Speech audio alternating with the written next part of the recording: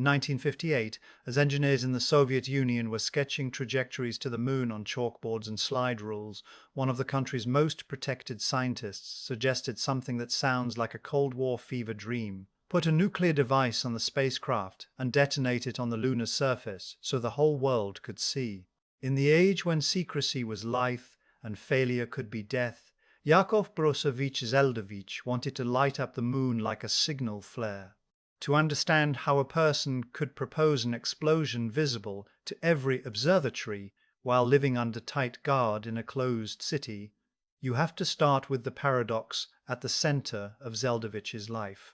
He was a man trusted with the USSR's most sensitive weapons work, allowed into the inner chambers of the Soviet nuclear project, yet for years he lived inside a system designed to erase individuals, to bury names, to make genius anonymous. Even his biography contained an almost insulting detail for a country that worshipped credentials. He didn't have a university diploma, and yet the state treated him like a national resource, something to be protected, monitored, and, if necessary, contained. The Soviet Union loved titles: Candidate of Sciences, Doctor of Sciences, Stalin Prize Laureate, Academician. Those words carried weight in rooms where decisions could shift the fate of continents. Zeldovich, astonishingly young, climbed those ranks with a speed that should have been impossible in a system full of jealousies and political traps. At 22, he defended a dissertation for the Candidate of Sciences degree. At 25, he became a Doctor of Sciences.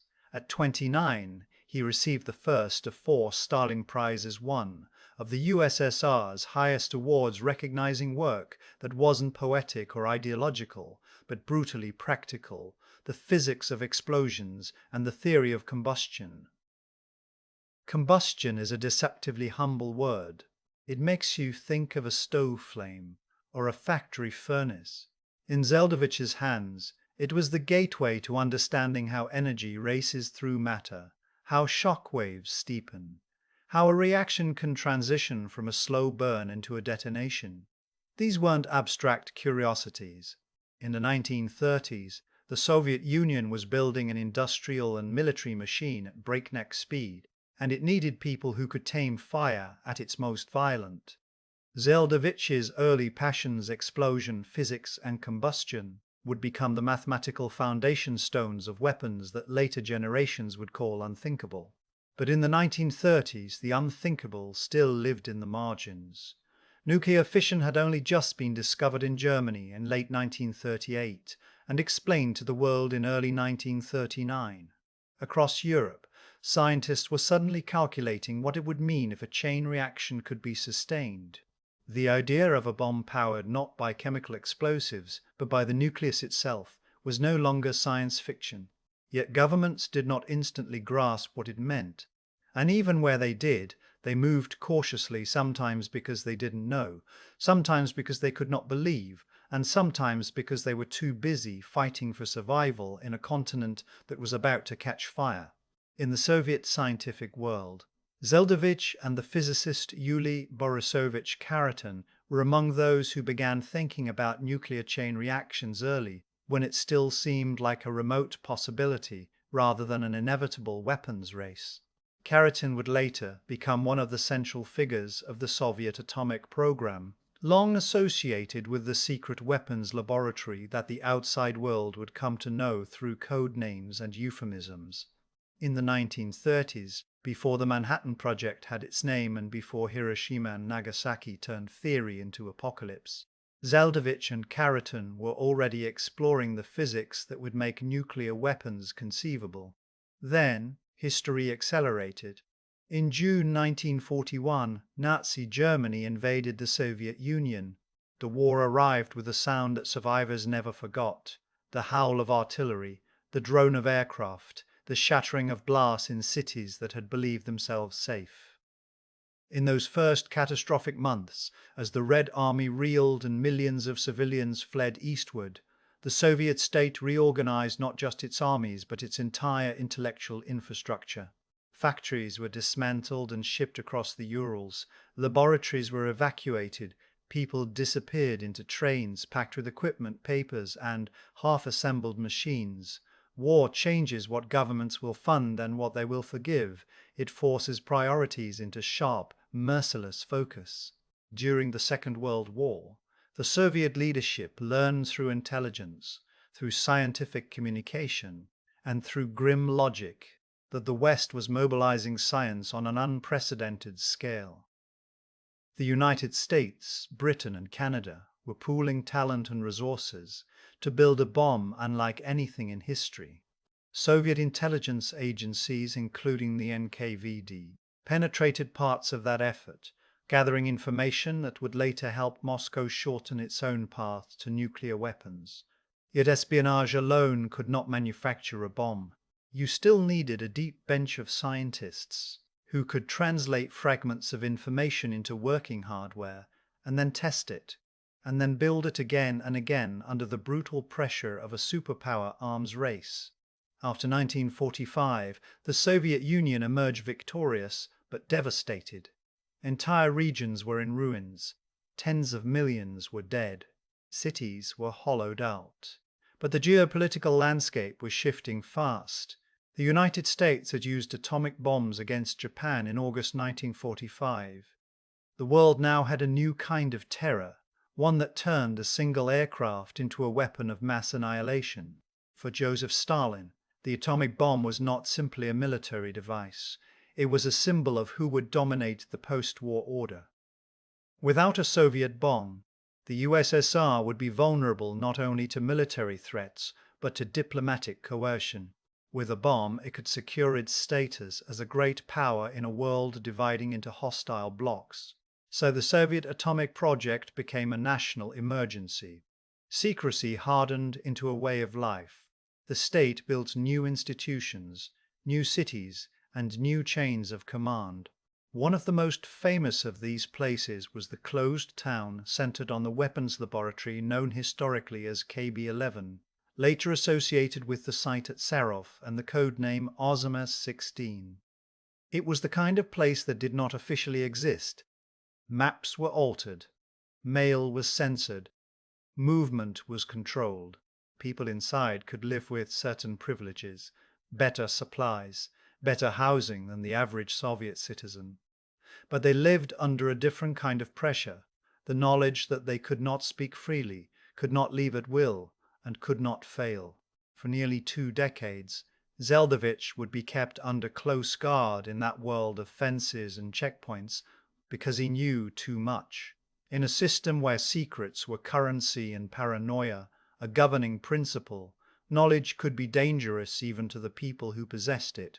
The Soviet nuclear project was overseen by powerful security structures, and scientists who worked on it were both treasured and watched, not because they were all suspected traitors, but because the state was terrified of leakage, terrified that information might reach the West, terrified that a scientist might be kidnapped or persuaded, terrified that a loose tongue could undo years of effort. Imagine Sarov in winter, snow piled against buildings, the air dry and sharp, security guards in thick coats at the perimeter, and inside, the hum of calculation teams working long hours over neutron diffusion equations, shock wave propagation, materials under extreme temperatures. The sounds are not dramatic like a battlefield. They're the scratch of pencils, the clack of mechanical calculators, the low murmur of argument between exhausted people, and all of it sits under the quiet understanding that failure is not just professional embarrassment. In Stalin's Soviet Union and in its immediate aftermath, failure could mean disgrace, loss of privileges, or worse. Even when the worst terror of the 1930s was gone, the system still had teeth. Zeldovich was in his element in this environment because he was not simply a bureaucratic scientist climbing ranks. He was, by the testimony of colleagues and later historians of science, a genuine phenomenon, someone who could move between deep theory and urgent engineering, between the elegance of mathematics and the dirty realities of explosive lenses and radiation transport. His lack of a formal university diploma was not a mark of ignorance. It was a reminder that Soviet science, at its best, could still elevate raw ability, especially when the state needed results.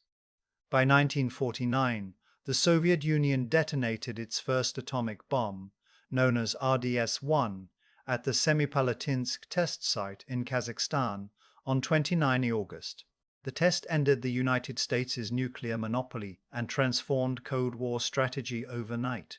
The world would never again be divided into nuclear haves and have-nots so cleanly. The psychological shock in Washington was real, and so was the strategic consequence. The Cold War became a nuclear standoff, but the bomb of 1949 was only the beginning. The true acceleration came with thermonuclear weapons, the hydrogen bomb, where energy release could be far greater than fission devices. In the early 1950s, both the United States and the Soviet Union pushed toward weapons that could devastate not just a city, but whole regions. The Soviet program produced a key milestone with RDS-6s, a transportable thermonuclear design tested on 12 August 1953. Its yield was vastly greater than early fission bombs on the order of hundreds of kilotons, and it signaled that the USSR was not merely catching up, but innovating. This is where the story becomes almost surreal in its contrast. The same mind that once obsessed over the details of combustion, how a flame front moves, how a shock compresses gas, was now helping make a weapon whose fireball could outshine the sun and whose shock wave could flatten everything for kilometers. Zeldovich became a co-author of this thermonuclear work in the 1950s, contributing to the theoretical backbone that made such devices feasible.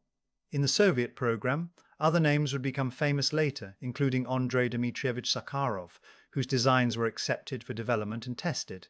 Sakharov would later become a dissident and a moral symbol in the West, but in the early 1950s, he was part of the same feverish machinery of state defense research.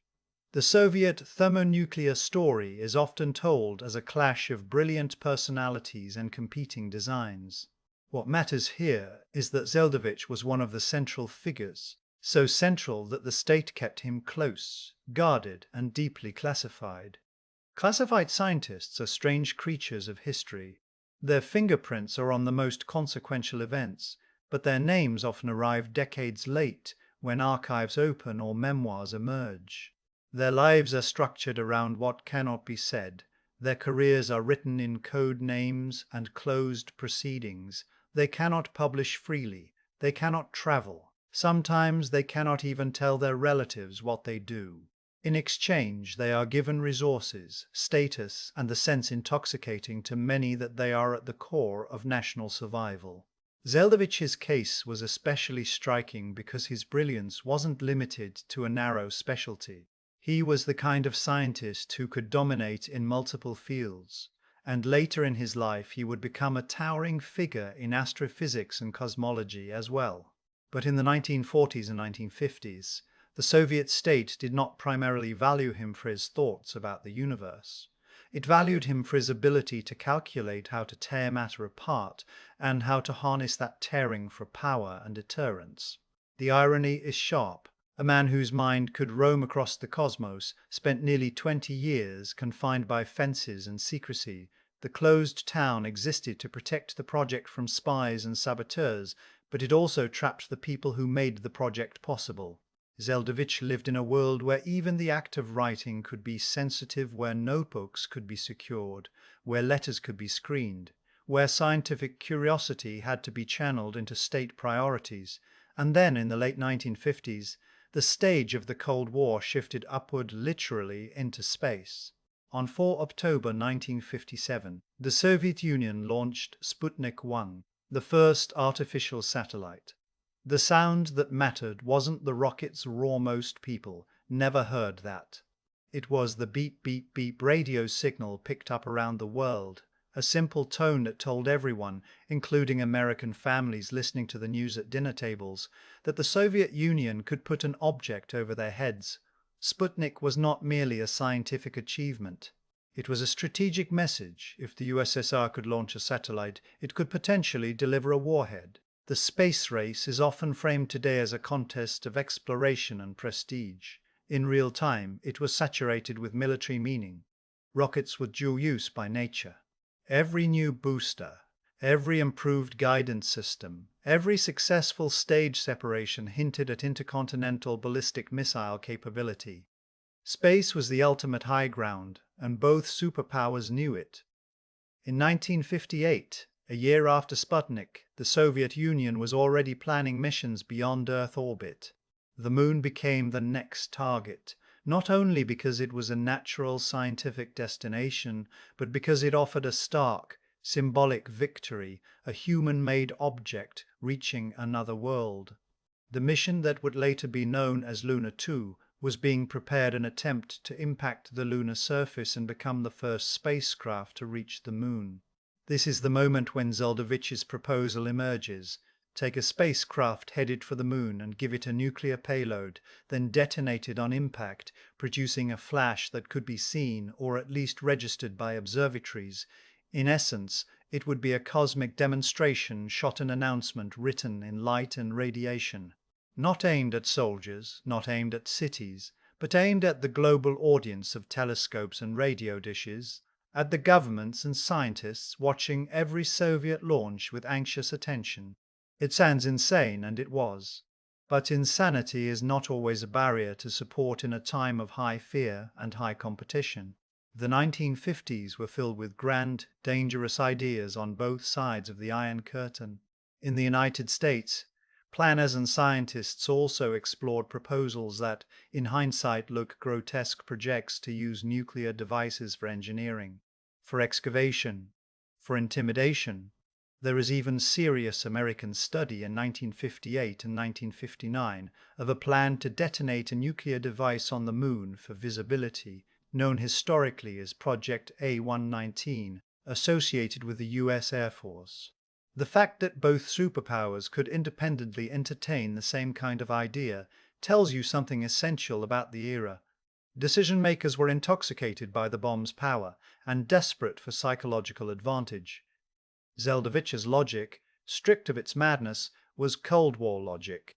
The Soviet Union wanted to prove not only that it could reach the Moon, but that it could reach it with payloads of strategic significance. A bright explosion at the lunar surface would be an unmistakable signature. It would be measurable. It would be a scientific event that doubled as propaganda. It would be a cosmic equivalent of firing a cannon to announce your arrival. But think about what that required.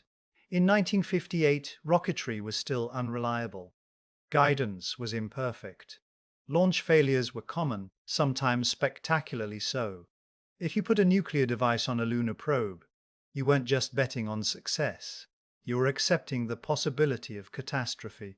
Because rockets fail in the atmosphere, they fail on the pad, they break apart in ascent, they tumble and burn. Stages explode and scatter debris. A payload meant for the Moon could end up in the ocean, in the tundra, or if the failure was just wrong enough, come down somewhere nobody could control. The nightmare scenario was simple. The warhead does not leave Earth. It falls back. It breaks apart. It contaminates.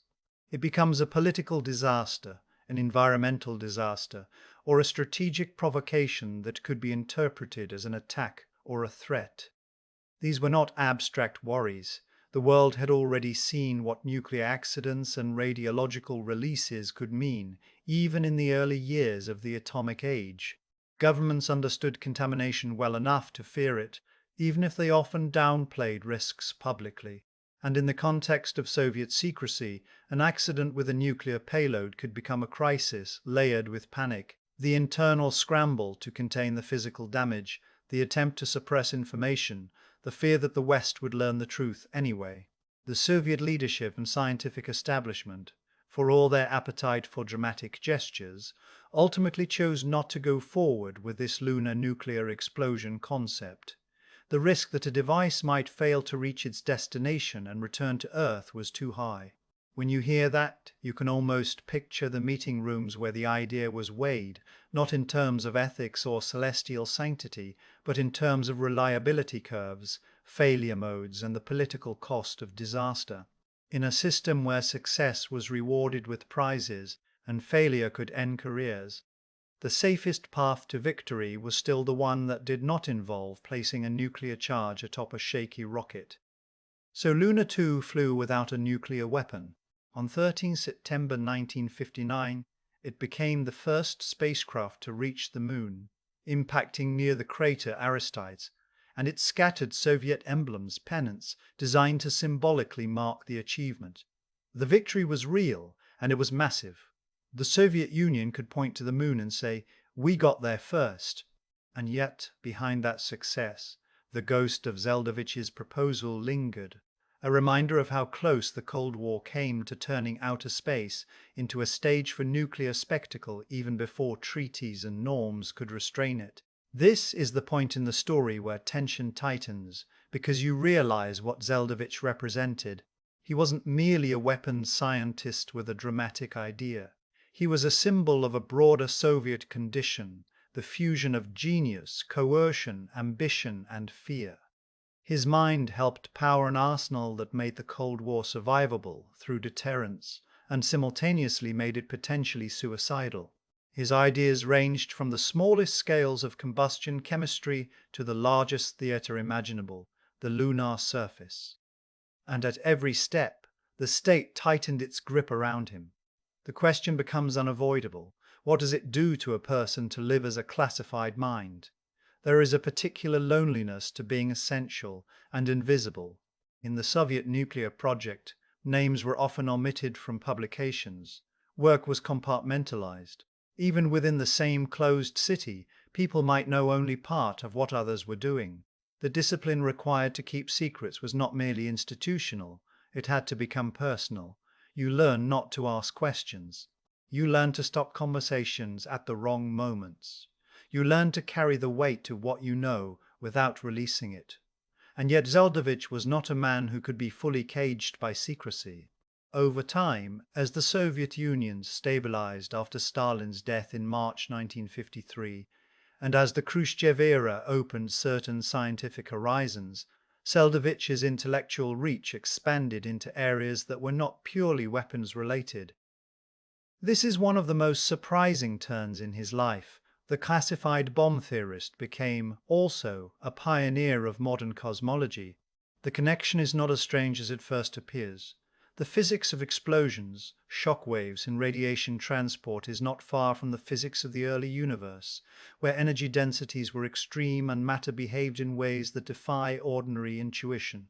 The same mathematical instincts that help you calculate the behavior of a detonation can help you understand how structures form in the cosmos. In later decades, Zeldovich's name would become attached to major concepts in astrophysics, including work on large-scale structure formation and effects in cosmic background radiation, and he became internationally recognized within scientific circles. Stephen Hawking, one of the most famous physicists of the late 20th century, would later quote Zeldovich and echo across ideological walls that would have seemed improbable in the years when Zeldovich was guarded inside a closed Soviet city. That detail matters not because it adds celebrity sparkle, but because it exposes the underlying truth. Scientific ideas travel even when people cannot. Even when a government tries to wrap a mind in barbed wire, the best parts of that mind eventually seep into the world. But rewind back to the 1950s, because the climax of Zeldovich's story isn't just the moon idea itself, it's what the moon idea reveals about the logic of the Cold War at its most unfiltered. By 1958, the Soviet Union had demonstrated not only nuclear capability but growing rocket capability. The United States had detonated hydrogen bombs in the early 1950s, and the USSR had answered. Both were building arsenals with yields that dwarfed the bombs of 1945. Both were wrestling with delivery systems, bombers, missiles, submarines. Both feared surprise attack. Both built doctrines around retaliation. And both were obsessed with perception. It wasn't enough to have power. You had to be seen to have it. Deterrence depended on credibility. A weapon hidden too deeply in secrecy could lose part of its strategic effect. That's the psychological trap. Secrecy protects capability, but visibility enhances deterrence. The superpowers constantly toggled between those poles, revealing enough to frighten, hiding enough to protect. A nuclear explosion on the moon would have been the most extreme attempt imaginable to solve that problem. It would have been a message that crossed borders without needing translators. No speech at the United Nations could match it. No parade in Red Square could compete with it. It would have been an event in the sky, a demonstration that Soviet power could reach beyond Earth itself. And yet, the ultimate reason it did not happen is almost painfully practical. Technology, not morality, set the limit. Rockets were not reliable enough. The probability of an embarrassing, dangerous failure outweighed the propaganda value of success. In a sense, the USSR didn't reject the spectacle because it was too aggressive. It rejected it because it was too risky. That is a chilling insight, because it suggests how different history might have been if reliability had been slightly better, or if political pressure had been slightly stronger, or if a different coalition of supporters had prevailed. In the Cold War, restraint sometimes came from wisdom, but sometimes it came from engineering constraints. Sometimes the world was saved not by treaties, but by imperfect guidance systems and the fear of what would happen if something fell out of the sky. If the Soviet Union had detonated a device on the moon in 1959, how would the United States have responded? Would it have accelerated its own plans for lunar nuclear demonstrations? Would it have increased pressure to weaponize space? Would it have hardened public fear into something even more volatile? It's impossible to answer with certainty, but it's easy to see the pathways. Symbolic actions in the Cold War rarely stayed symbolic for long. They triggered counteractions. They spiraled. In reality, the space race continued with an uneasy mix of wonder and menace. The USSR achieved more firsts: first man in space with Yuri Gagarin on the 12th April 1961, first woman in space with Valentina Tereshkova in 1963, first spacewalk by Alexei Leonov in 1965.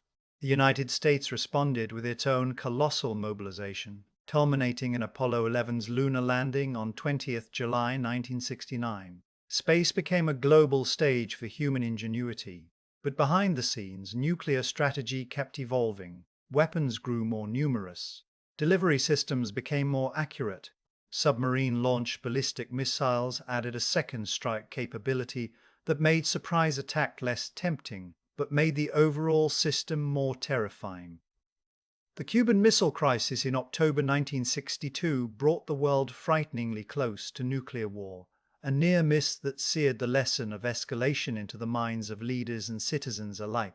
And eventually the international community began to formalize what had previously been improvisation and taboo.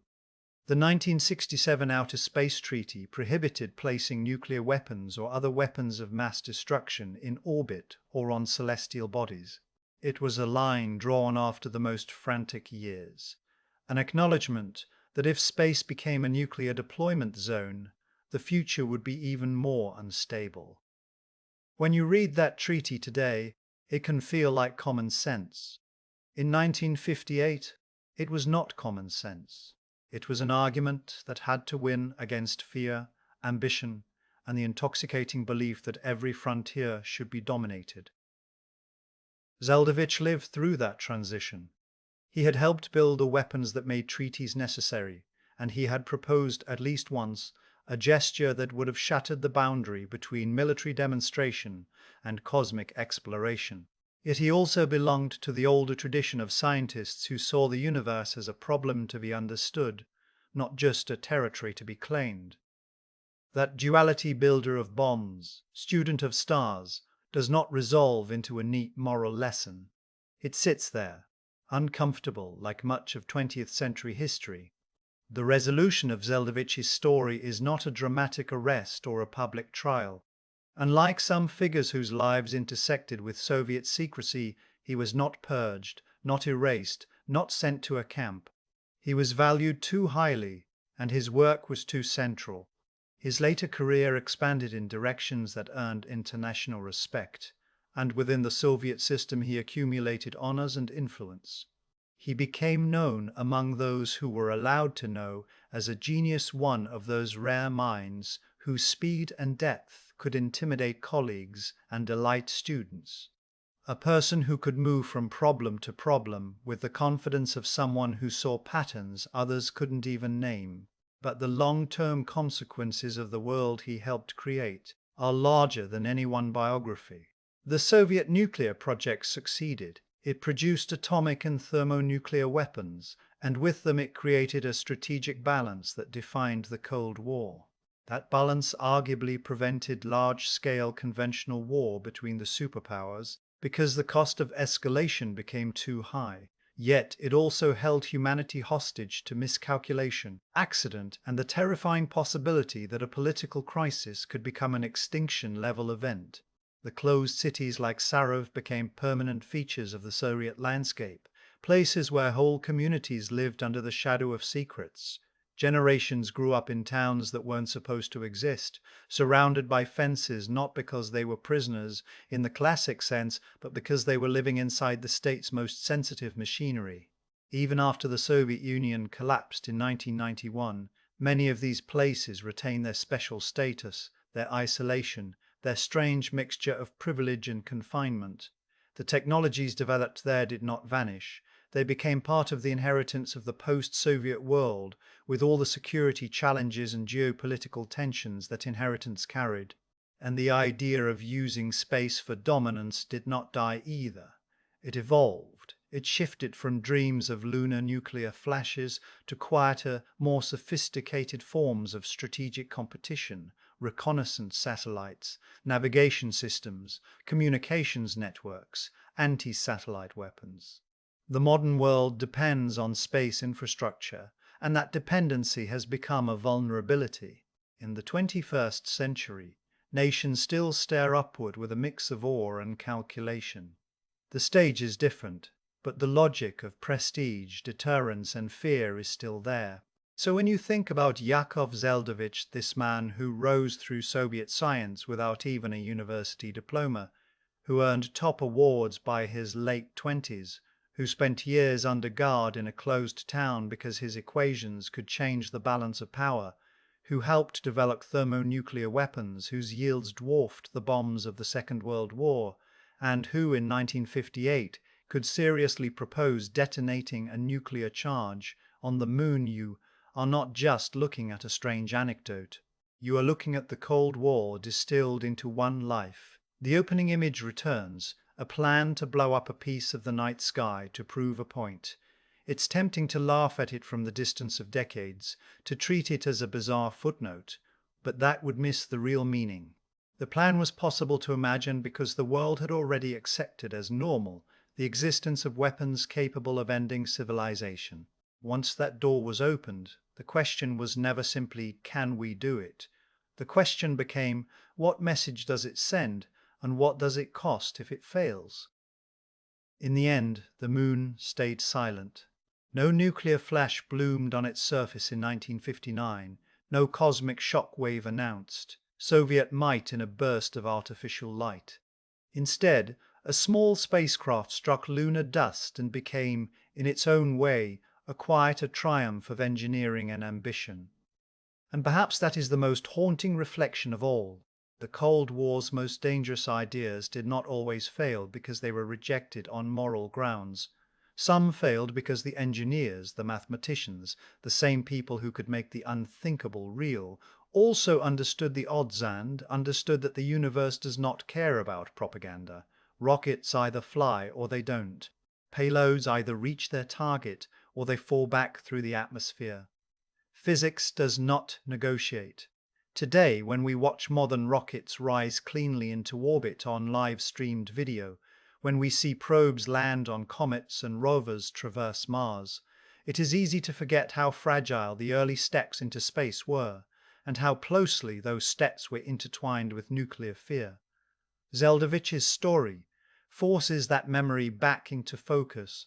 It reminds us that the line between exploration and intimidation has always been thin, and that the minds capable of pushing humanity outward are often the same minds recruited to build the tools that could bring humanity down. The most classified scientists in history rarely leave behind dramatic confessions. They leave behind trajectories of weapons, of policies, of technological momentum. Yakov Zeldovich's trajectory ran from the chemistry of flames to the mathematics of blasts, from the secret streets of Sarov to an idea that would have set the moon itself trembling with human ambition.